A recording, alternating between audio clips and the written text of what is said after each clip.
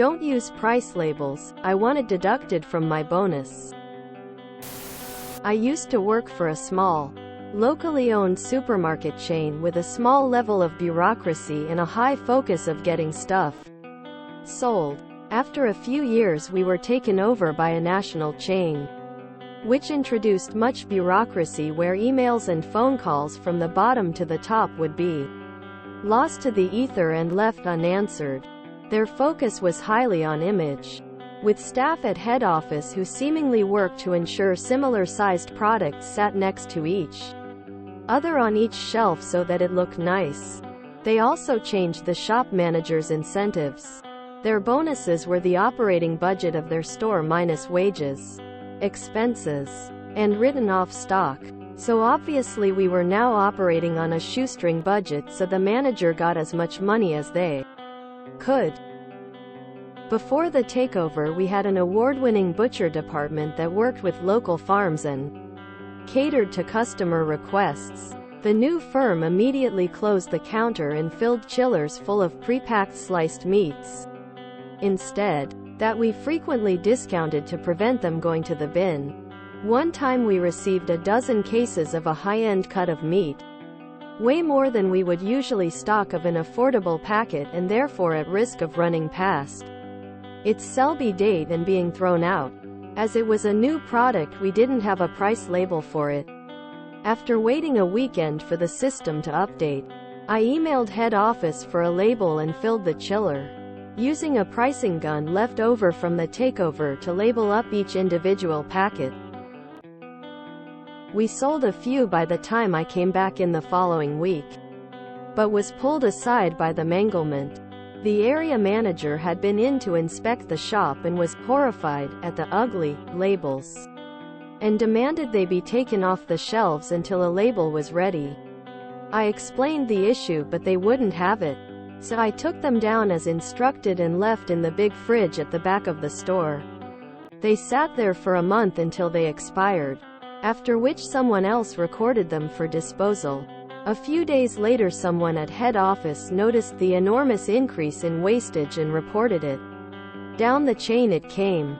Red-faced area manager storms in to shout at stern-faced store manager, who in turn calls over the tannoy for me to drop everything and get to his office. I'm just waiting for the label, I told them both, as they searched for a scapegoat for the £3,000 writ-off. I've since at similar at other employers where department heads had bonuses tied to sales but didn't like me pricing up produce. So hardware would sit and gather dust. I'm paid by the hour, no bonus. So I'm not going to argue the case. This is why I always hated those ridiculous bonus structures. It incentivized terrible behavior instead of intelligent decision-making.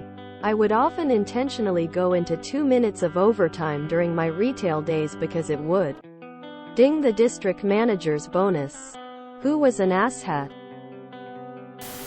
I'm told that major supermarkets make perhaps most of their money selling shelf placement to big food producers, which would leave time for this kind of madness, if true, whereas the previous owners sold product, not shelf space. I am so hoping you also had to email everyone up the chain to corporate that per your area managers' instructions said expensive pieces of meat were pulled from the shelf until proper labels arrived. Unfortunately the meat expired before the labels could arrive. You suggest that, if possible, said meat be sent with labels next time. I don't know if it was a typo or whether it was intentional, but I lost it at manglement. What a great way to describe it, ha ha ha ha. You did your job. Laughing at them is all that is left to do. Thank you for allowing me, all of Reddit, to share in that last laugh.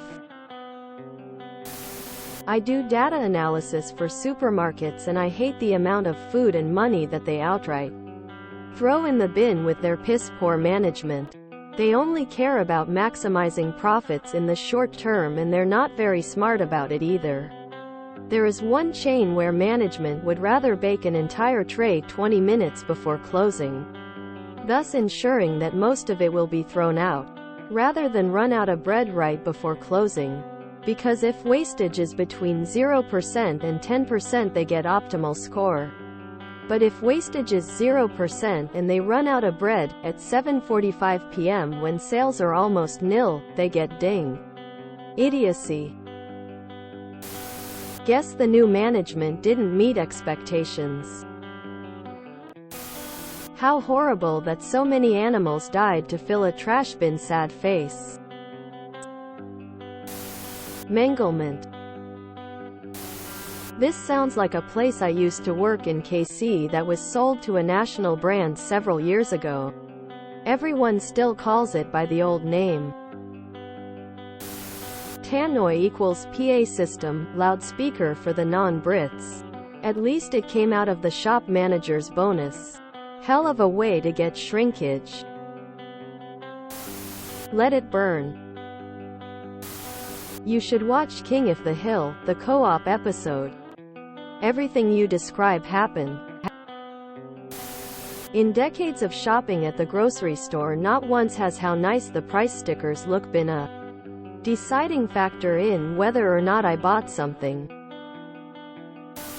If you enjoyed this video, please check out our playlists full of similar content. Epic Eracast is like doom scrolling for your ears. Please like, share, and subscribe.